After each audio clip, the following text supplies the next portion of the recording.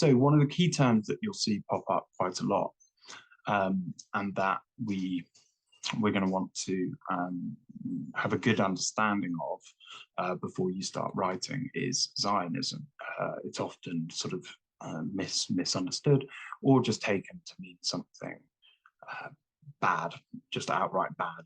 But it is more complicated than that, obviously. So there is, what is it? So it's the belief in the right of Jewish people to self-determination and sovereignty in their ancestral homeland. And it comes obviously out, you have to put this in context of the fact that Jewish people have been persecuted for thousands of years. Jewish pogroms in the Middle Ages and in early modern Europe. Jewish persecution obviously continued. That every Jew in Britain, for instance, was kicked out of the country in the 14th century. Various other European countries have forcibly removed all Jews from the country in the Middle Ages and early modern period, and made it illegal for Jews to live there. So it's not just 20th century history in which Jews were persecuted. It's been going on for hundreds and hundreds and thousands of years. So that is where really the idea originally came from. Jews need a state, they need a place where they can be safe.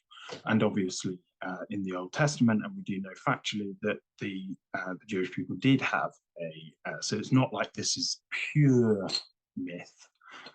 Archaeology and other things, we do know that Israeli tribes or Judea was inhabited by people who were Jewish and who had cities and kings.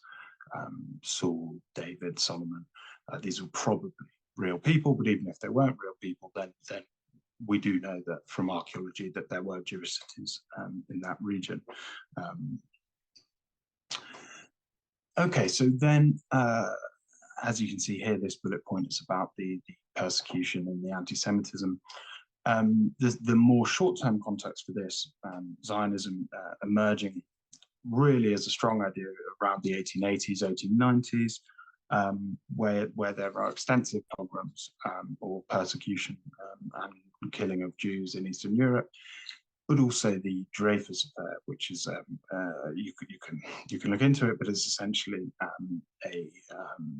a Jewish soldier was scapegoated as a spy in France and kicked out of the army when in fact he was innocent, but he had been sort of picked on because he was a Jew. And this is the main text of Zionism, or that really kicked Zionism off. Theodor Herzl, and as you can tell from the title, what he's saying is that in order for Jews to be safe, Jews will never be safe unless they have their own state that they can control and provide a safe haven for Jews.